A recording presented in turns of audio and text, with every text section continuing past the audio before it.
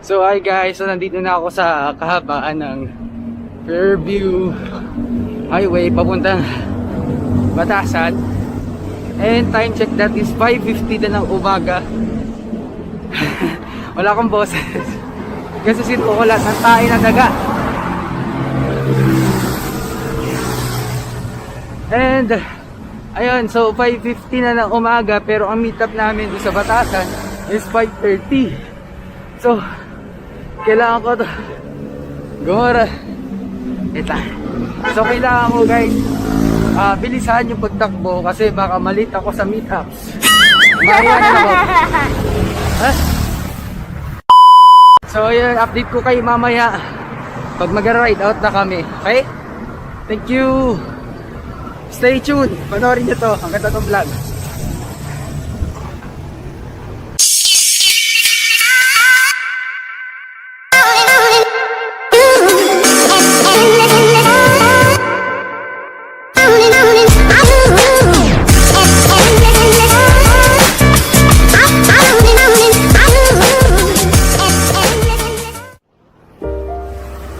So ayun guys, habang binabaybay ko yung Commonwealth Ave, so yung kwento ko sa inyo kung ano ba yung nangyari sa akin. Bali kasi nakainom kasi ako ng iihe with ipot na naga sa tubigan andoon sa lamesa. So hindi ko alam kung sino may gawa nun. And ayun nga, nainom ko siya. And natikman ko, nalasahan ko, nalunok ko. Sadly, nalunok ko. And yung pagkakita ko sa tubig is meron nga siyang ipo tsaka ihi ng daga. And ayun, so ayun, mapapasabi ka na lang na uli na ang lahat. Pero syempre dali-dali ako uminom ng gamot, uminom ako ng mga remedies para hindi kagad sumakit yung tiyan ko. Kasi kinabukasan, which is yung ngayon, meron kaming ride, pupunta kami sa SJDM Cano sa Del Monte para puntahan yung magiging supplier namin for our business.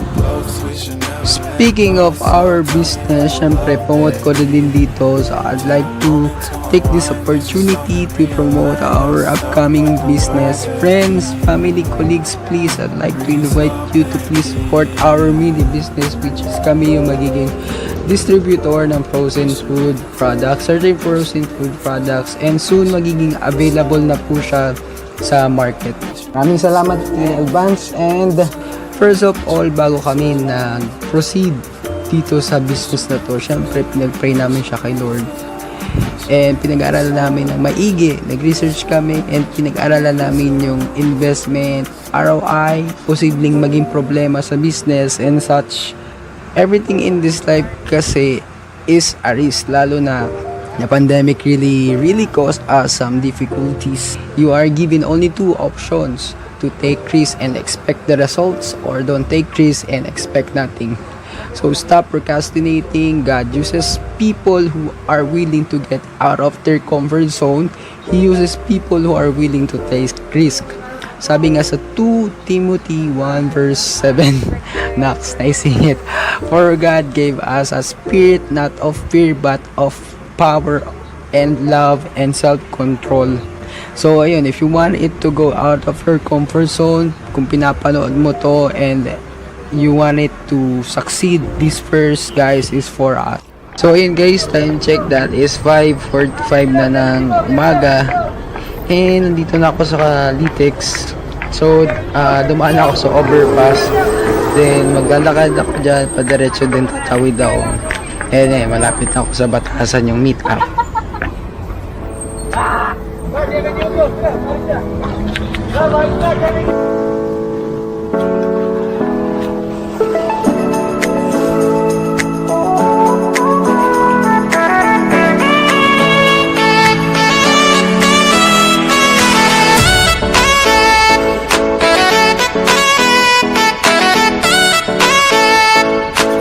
Five minutes later.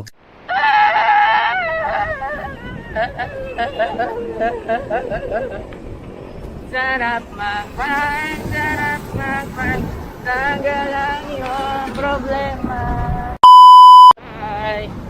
So guys, dito na kami ngayon sa FCM Bali, ang takbo lang namin mga 15 to 20 km per hour. Medyo ba kung yung kasama ko eh. Ano? So, ako yung mag-a-adjust. Ha! Yan. Time check ngayon is already... What time is it? Wait lang. 6:50 na ng umaga. And hindi naman gaano makulimlim. And on the way na kami doon sa SJDM. And then once napunta na namin yung supplier,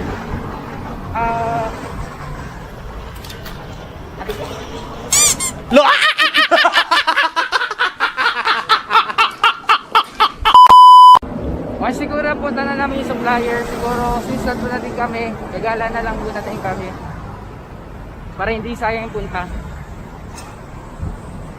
So ayan, update ko kayo later pag nandun na kami, pumasok na kami sa Bulacan. Okay?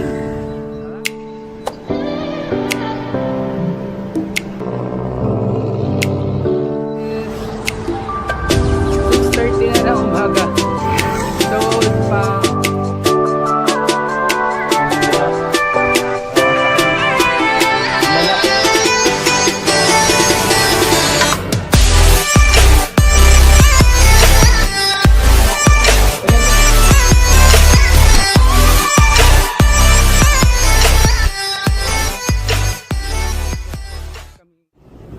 guys, update. So, nandito na ako sa Lagro.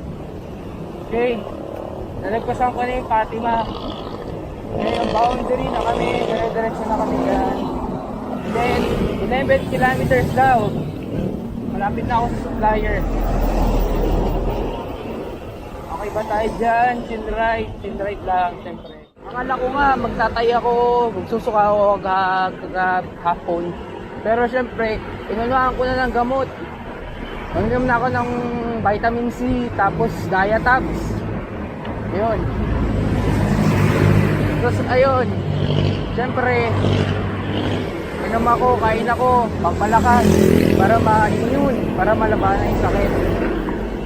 Labanan niyo yung sakit kasi mahirap na may sakit. COVID agad. Guys, we're here. Dalawa tayo. Lagro pa lang ba to? Sa Lagro parang ba to? Wait lang, hanap tayo ng sign. Parang Lagro pa lang ha.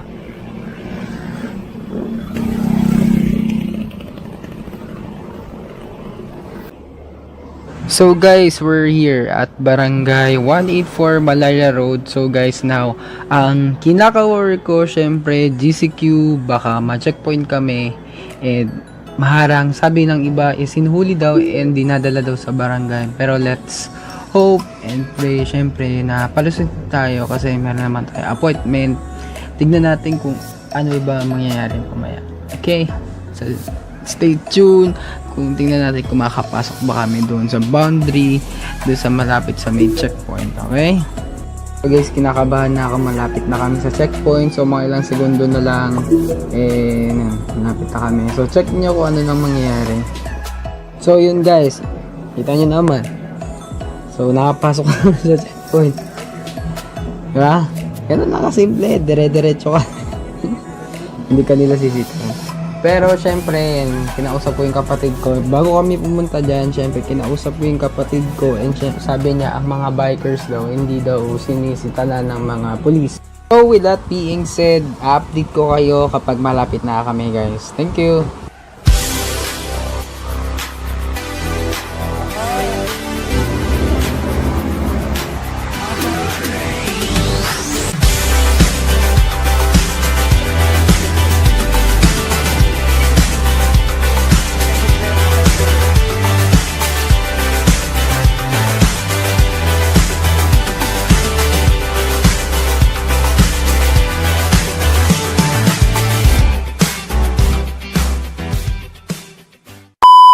Hey guys, so quick update. So nandito na kami sa prospect supplier namin dito sa SJDM. So ito yung magiging prospect.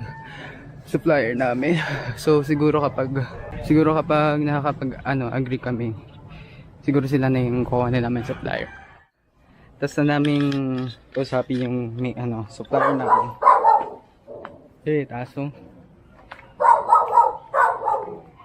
And siguro we decided na sila na lang yung pinaka number 1 supplier namin. And mas mura dito. And lahat ng mga products is nandito na. So yun, natapos na kami. Ito yung tinatawag na adulting. Kailangan mo tumayo sa sarili mong paa. So ang next stop namin, pupunta kami sa... Saan tayo punta? Grotto. Ayan, punta kami sa grotto. So tingnan namin dun kung ano yung kalagayan ng grotto. Guys, so sarado yung grotto. Picture hanggang picture na lang muna tayo. Okay. And pag-pray natin yung business. And syempre yung health condition ng mga pamilya natin. Relatives, friends, and also in everything. Ayan, so hanggang picture na lang muna. Guys, after nito yun, uwi na kami. So I think this is the end of my vlog.